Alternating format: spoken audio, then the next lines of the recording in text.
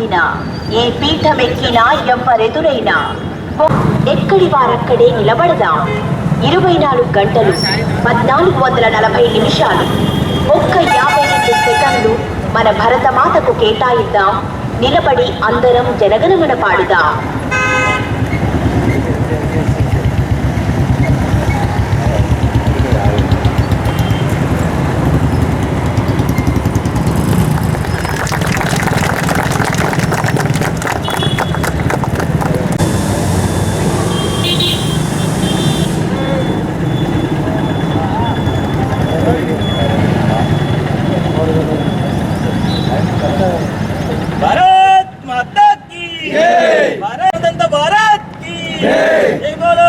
भारत की इतरम मातरम वंदे मातरम వంద కోట్ల సైనికులం వందే మాతరం భారత్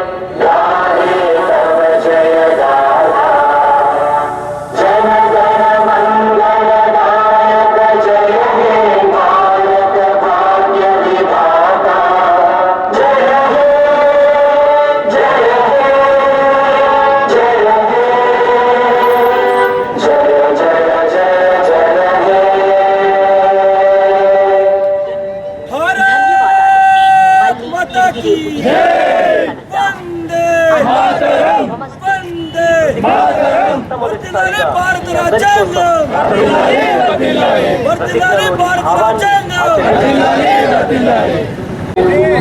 అందరికీ కూడా గణతంత్ర దినోత్సవ శుభాకాంక్షలు. 76 సంవత్సరాల క్రితం మనం అమలు చేసినటువంటి రాజ్యాంగం ఈరోజు ఒక గొప్ప దేశంగా, ఒక గొప్ప ప్రపంచంలో ఒక గొప్ప ప్రజాస్వామ్య దేశంగా మనం నిలబడ్డాం. మరి ఆ రోజు మన రాజ్యాంగంలో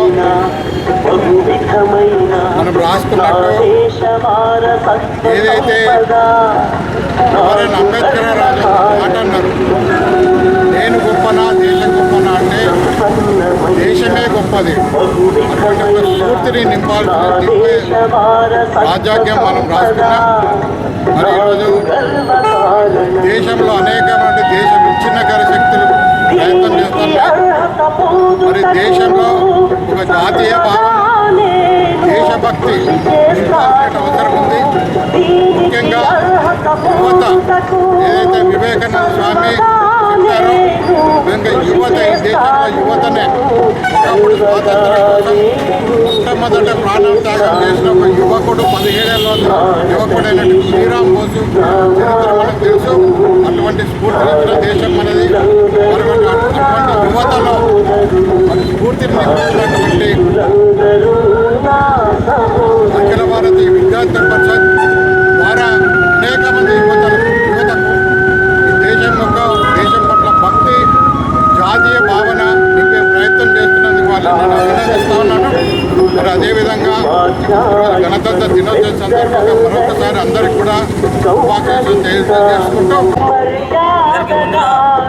గణతంత్ర దినోత్సవ శుభాకాంక్షలు. ప్రపంచంలోనే అతిపెద్ద రాజ్యాంగం కలిగినటువంటి మన భారతదేశం, అదేవిధంగా మన యొక్క రాజ్యాంగాన్ని అందించినటువంటి అంబేద్కర్ గారు చిరస్మరణీయం. మనందరం కూడా ఆయన రచించినటువంటి యొక్క రాజ్యాంగాన్ని నేడు మనం ఉపయోగించుకుంటూ మన యొక్క హక్కులను మన సద్వినియోగంగా ఉపయోగించుకోవడం జరుగుతుంది. అదేవిధంగా ఈ యొక్క దేశంలో కూడా ఉన్నటువంటి ప్రజలందరూ కూడా ఈ యొక్క రాజ్యాంగాన్ని గౌరవిస్తూ, రాజ్యాంగాన్ని అనుసరిస్తూ నేటి యొక్క దేశం అనేది ముందుకు వెళ్ళడం జరుగుతుంది. అదేవిధంగా దేశంలో ఉన్నటువంటి యువత కూడా మహనీయులను స్ఫూర్తిగా తీసుకొని ముందుకు వెళ్ళాలని తెలియజేస్తూ ఈ అవకాశం ఇచ్చినటువంటి ఏపీకి ధన్యవాదాలు. యువత కూడా 12 నెలల 18 రోజులుగా ఈ యొక్క భారత రాజ్యాంగాన్ని రచించి ప్రపంచంలోనే అతిపెద్ద లిఖిత రాజ్యాంగం మన భారతదేశ రాజ్యాంగం. ఈ రాజ్యాంగం 1950 నవంబర్ 26వ తేదీన అమలులోకి రావడం మన భారతీయ ప్రజలందరూ కూడా ఎంతో గర్వకారణం, ఎంతో అదృష్టంగా భావించవచ్చు.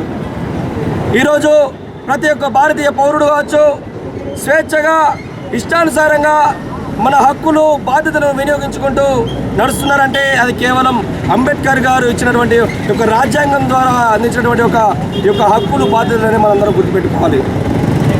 ఈరోజు భారతదేశంలో ఎంతోమంది ఇది నా దేశం కాదు, ఇది మా దేశం కాదు, మాది వేరే దేశం అనే ఒక పాశ్చాత్య కల్చర్ని ఇక్కడ ఒక వేరే దేశాలకు అమ్ముడుపోయి పనిచేస్తున్నటువంటి వాళ్ళకి వ్యతిరేకంగా ఈరోజు ఎంతోమంది జాతీయ నాయకులు పోరాడి ఈ యొక్క దేశానికి శోధన తీసుకొస్తే ఈరోజు వాళ్ళకి ఇది ఇమిడించుకోలేక క్యాంపస్ల కేంద్రాల్లో విద్యార్థులను కూడా ఈ యొక్క నక్సల్ భావాల వైపు పాశ్చాత్యమైనటువంటి యొక్క సంస్కృతి సాంప్రదాయాల వైపు నడిపిస్తూ ఉంటే అఖిల భారతీయ విద్యార్థి పరిషత్ 1948లో ప్రారంభమై ఇప్పటి వరకు అనేక రకాల ఈ దేశ వ్యతిరేక చర్యలు చేస్తున్నటువంటి వ్యక్తులకు వ్యతిరేకంగా పనిచేస్తూ జాతీయవాదాన్ని నింపుతూ ప్రతి ఒక్క విద్యార్థి లోపల దేశం నాది, హక్కులు ఇంపార్టెంట్ కాదు, బాధ్యతలు కూడా కంపల్సరీ పాటించాల్సిన బాధ్యత మనందరిపైన ఉందని చెప్పేసి క్యాంపస్ కేంద్రాలుగా చెప్తూ అందరిని కూడా ఒక యూనిటీ పైనకి ఏకతాటి పైన తీసుకొస్తున్నటువంటి విద్యార్థి సంఘం ఏమైనా ఉందంటే అది కేవలం అఖిల భారతీయ విద్యార్థి పరిషత్ మిత్రులారా.